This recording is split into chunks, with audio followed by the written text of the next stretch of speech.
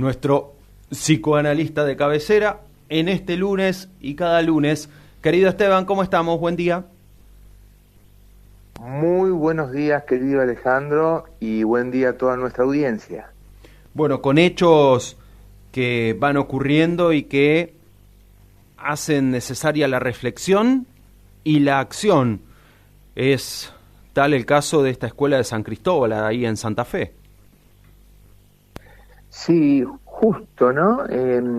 Mientras nosotros estábamos saliendo al aire casi, Sí. se estaban dando estos hechos, lamentablemente, de un tirador masivo, como se dice en Estados Unidos. Vos sabés, Alejandro, que en nuestro país, felizmente, creo que ahora, sobre todo a partir de este último hecho, van a empezar a realizarse estudios un poquito más sistemáticos, pero nuestro país no tiene estudios sobre tiradores seriales o massive shooters, como se dice en Estados Unidos, en inglés, y ellos sí, ¿no? Tienen este problema, un problema social, obviamente, prácticamente enquistado hace más de 30 años, ¿no? Los primeros tiroteos así en lugares públicos datan de finales de los 70, ¿no? Y a partir de ahí no dejan de acaecer en aquella sociedad. Entonces, siempre que hablamos de estos temas o cuando hablamos del suicidio, lo tenemos que hacer sobre todo en un medio de comunicación, con máximo cuidado, ¿no? Con máximo cuidado y mucho respeto. Entonces, lo que hoy vamos a acercar un poquito es lo que sí sabemos y lo que sí se estudia en otros países, fundamentalmente el país que lleva la vanguardia en este tipo de estudios clínicos y sociológicos es Estados Unidos, ¿no? Este es un fenómeno multicausal, multifactorial, Alejandro, y si bien nosotros tenemos, lamentablemente, o gracias a Dios, solo 2 antecedentes, aquel hecho, creo que allá por el año 2000 o 2001, de Pan Triste, ¿no?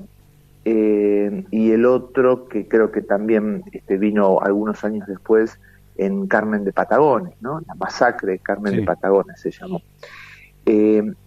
No habíamos tenido antes víctimas mortales en este tipo de sucesos, ¿no? Hasta el lunes pasado en Santa Fe, ¿no? La vida de un chiquito, y creo que hay 2 o 3 heridos que ya están, gracias a Dios, fuera de peligro.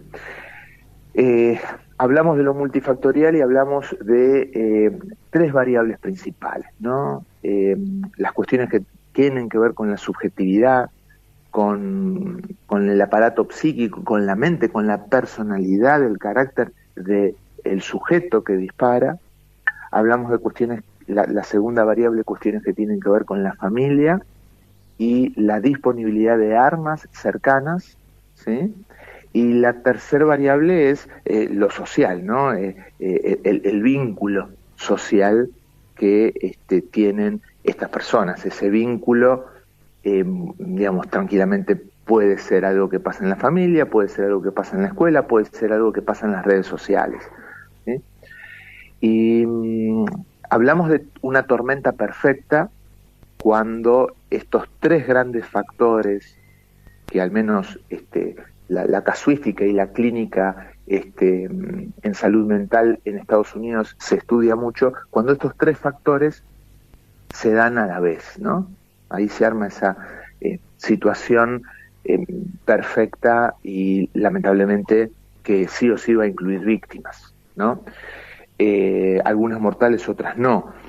También nosotros tenemos que aclarar que en nuestro país son muchísimos los hechos anuales en donde hay chicos y chicas que ingresan a una escuela con armas de fuego. Sin ir más lejos, creo que a principio de año hubo un episodio, no recuerdo bien en qué lugar, con una nena que se atrincheró en el baño con un arma, ¿no? Pero vayamos por ahí un poquito desglosando estos 3 factores y después vamos a darle, porque hubo muchas preguntas en nuestra audiencia acerca de qué cosas uno tiene que estar atento, ¿no? Entonces, te decía, termino con la idea anterior, en nuestro país hay muchísimos eventos, pero claro, no terminan como esto porque alguno de estos tres factores no se dio. O sea, para que esta tormenta se dé, tienen que darse cuestiones a nivel subjetivo, a nivel familiar y sobre todo la posibilidad de un arma cercana y algunas cuestiones a nivel vincular, social de esa persona, ¿no? ¿Qué podemos decir? Este caso obviamente es secreto sumario todavía, era muy pronto, el lunes anterior de una radio amiga nos llamaron y bueno, yo lo primero que dije es que esto pasó hace 4 o 5 horas, todavía no sabemos nada, cualquiera que esté opinando está opinando, digamos, cosas sin saber y por eso digo que hay que ser muy prudente. O sea, de este caso solamente tenemos algunas cuestiones que nos pueden acercar, y lo digo en condicional porque hay secreto sumario y porque en realidad no sabemos bien qué le pasó a este chiquito. Un pibe de 15 años, ¿no? Tampoco es un chiquito, pero fíjate que podemos pensar, hay condiciones de carácter o de personalidad que se tienen que dar, no cualquiera agarra un cuchillo y va a una escuela y se lo clava a alguien, mucho menos no cualquiera agarra una escopeta, la pone en un estuche de guitarra y empieza a disparar. Es decir, debe haber algunas condiciones, diques que todos los seres humanos tenemos, que de alguna manera nos permiten la vida en sociedad, eso que siempre mencionamos aquí de Rousseau y su contrato social a finales del siglo XVIII, XIX, y entonces, a finales del siglo XVIII, y entonces decimos, hay condiciones que nosotros tenemos que nos limitan a determinados accesos de ira o de violencia. Cuando hablamos de un tirador masivo, hablamos de alguien que al menos en ese momento, por alguna circunstancia que en este caso puntual desconocemos, esos diques emocionales, esas limitantes conductuales no funcionaron, ¿sí? Y si no, todo lo contrario, alguien tuvo que conseguir un arma, cargarla, ponerla en un estuche o un arma de puño en una mochila y llevarla a la escuela con la decisión, la voluntad consciente de disparar, ¿sí? Ahí tenemos ese nivel subjetivo, ¿no? Eso será materia de los peritos, mis colegas peritos psicólogos forenses, que tendrán que investigar a ver qué le pasó a este adolescente en relación a su carácter y a su personalidad. La segunda variable que se estudia en esta tormenta perfecta es acceso a las armas, es decir, la familia con armas, poco cuidadas al menos, ¿no? Podríamos decir, porque las armas pueden estar cuidadas, incluso si hay menores en la casa, ¿no? Para eso hay muchísimos sistemas, hay candados, hay armarios, hay como si fueran unos armarios o unas bóvedas que hasta incluso pueden ser pequeñas, pero que van con huella digital o que van con candados, con claves, con números.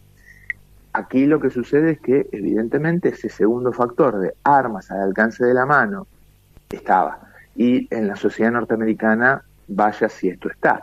Se calcula que hay aproximadamente 2 armas y media por persona en una sociedad de 300 millones de habitantes. Obviamente no todos tienen, esto es un promedio estadístico, es decir, hay muchísimos millones de personas que no tienen armas en Estados Unidos, pero también hay otras millones de personas que tienen 7, 8, 10 armas en su casa. Entonces, este factor de tener armas al alcance aquí también se dio.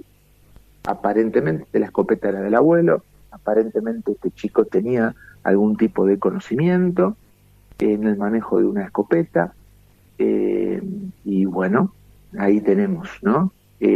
Cuando se habla de que la familia, los padres se habían divorciado o algo así, bueno, eso están diciendo cualquier tontería, porque que papá y mamá se separen no es condición de que uno pueda tener una crisis, digamos, en su estado de ánimo, o una crisis aguda, que no le pueda contener sus reacciones, ¿no? Insisto, este segundo factor de familia y armas al alcance también se dio.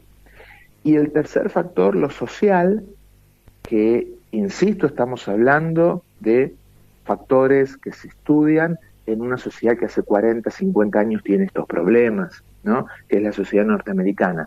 En este caso hay secreto de sumario, todavía no sabemos bien qué ha sucedido. Pero el tercer factor tiene que ver con lo social, con lo vincular. En muchísimos casos, por ejemplo, en el caso de Pan Triste, el primer episodio que nosotros tuvimos aquí en una escuela, que hubo muertos, bueno, a este chico le hacían bullying, justamente lo cargaban con ese mote, y bueno, obviamente el chico se cansó y en algún momento se dieron estos tres factores, ¿no? Algo de lo subjetivo entró en crisis, no se pudieron accionar esos diques de personalidad que limitan nuestras acciones, y obviamente este chico tuvo acceso a un arma, ¿no? Hoy por hoy, lo que se estudia mucho, al menos insisto, en Estados Unidos, que este es un tema muy, muy estudiado, 8 de cada 10 tiradores masivos tienen problemas vinculares, y prácticamente más de la mitad son consumidores de juegos de violencia, ¿sí? En los últimos años, aparte de estos juegos que ya todos conocemos, que son de disparar, de matar personas o matar alienígenas, lo que sea, obviamente hay un entrenamiento visomotor que los chicos tienen, ¿no? Quizás desde los 7 años, si están jugando con esos juegos en la Play o en la computadora, ¿sí? Y también esto se ha estudiado porque en muchos casos la precisión de tiro que tienen estos jóvenes o estos adolescentes es una precisión prácticamente de un instructor de tiro, ¿no? Donde la mayoría de los disparos dieron en el blanco, y muchos con una precisión, insisto, de un profesional, ¿no? Entonces, lo que sí sabemos de este caso es que se están investigando sus redes sociales, ¿no? Porque hay algo que también es un fenómeno, podríamos decir, bastante nuevo. Abundan en la deep web, ¿no? Esta internet oscura, que está ahí un poco como paralela a la internet que todos conocemos y que todos quizás habitualmente usamos. Bueno, grupos de personas que estimulan y hablan de cómo cometer estos crímenes, ¿sí? En Estados Unidos es algo muy, muy, muy común, y aquí lamentablemente es un fenómeno que va creciendo.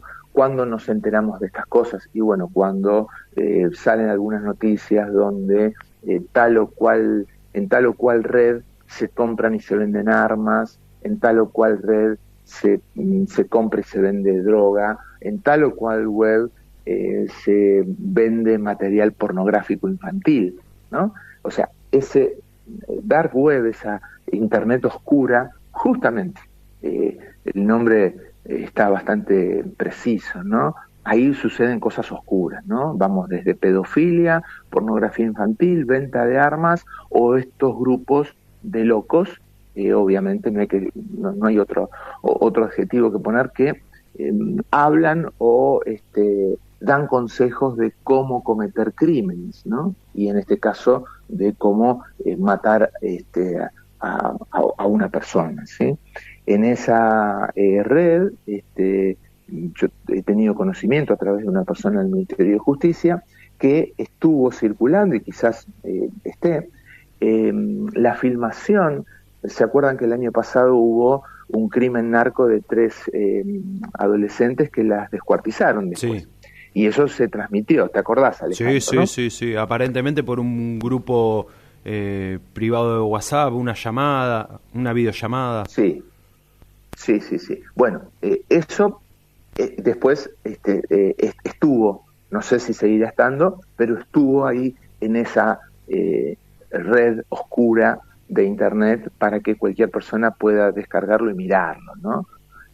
Por eso digo, estamos hablando también de una porción de nuestra sociedad con un nivel de psicopatía creciente, y también tenemos que hablar, porque esto hay que decirlo, aunque lamentablemente no siempre se diga y las autoridades tampoco quieran mencionarlo, la creciente psicopatía social que hay, sobre todo en púberes y adolescentes, ¿no?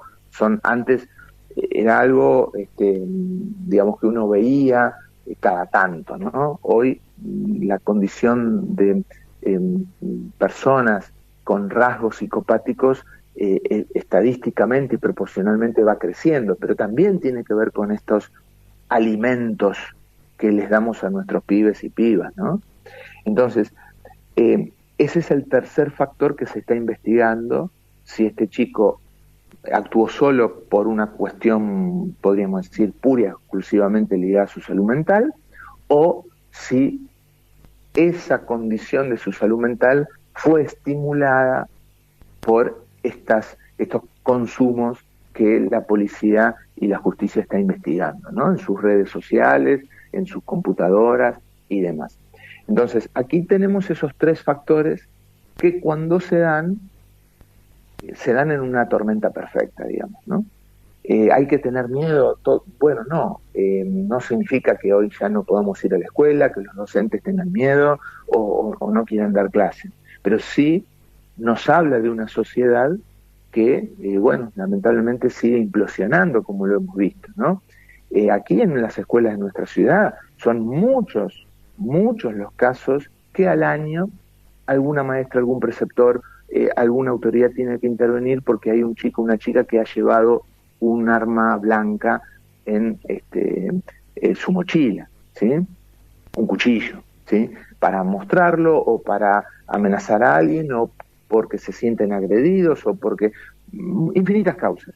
Pero esto es un hecho, ¿no? No menor. Y termino con esto chiquitito para pasar a la última etapa de la columna, que es en la Argentina, son datos del Ministerio de Seguridad, mata más gente un Tramontina que una 9 milímetros, ¿sí? Hay más muertes por arma blanca que por armas de fuego, aunque no nos parezca como no contrafáctico, sí, pero no, es así, ¿sí? Obviamente, sacar un cuchillo de la alacena de una cocina es mucho más fácil que conseguir un arma de fuego y saberla utilizar. A la pregunta de algunos oyentes, bueno, y también que estuvo dando vuelta esta semana, ¿cómo hacemos la prevención? ¿Qué tenemos que ver? Bueno, indudablemente esta situación se da gradualmente, es decir, hay señales, hay cuestiones que nosotros tenemos que estar un poquito más atentos. Y decimos siempre desde aquí, querido Alejandro, que los adultos estamos, digamos, corriéndonos de la escena de nuestros hijos, ¿no? Nos vamos borrando. Y entonces hay mucho pibe y piba solo, muchos chicos encerrados en casa, en sus habitaciones, consumiendo material en Internet que los papás ni saben. Entonces, más allá de que esto es algo, como dije, una tormenta perfecta, que se tienen que dar mínimamente 3 factores, pero sí es cierto que cada vez son más los chicos que están teniendo dificultades en sus vínculos sociales, aislamiento, soledad. Cada vez son más los chicos y chicas que consumen pornografía en sus teléfonos, y cada vez son más, lamentablemente, chicos y chicas, esto al menos en Estados Unidos digamos, los resultados es que son infinitamente mucho más los varones que las mujeres, podemos suponer que aquí también, muchos varones que consumen este tipo de material en Internet, en esta dark web, que cualquier chico de hoy puede tener acceso o lo pueden conectar. Y entonces este tipo de material donde hay muerte, donde hay videos de una violación, donde te enseñan cómo dispararle a otra persona, o videos como cómo matan animales para practicar.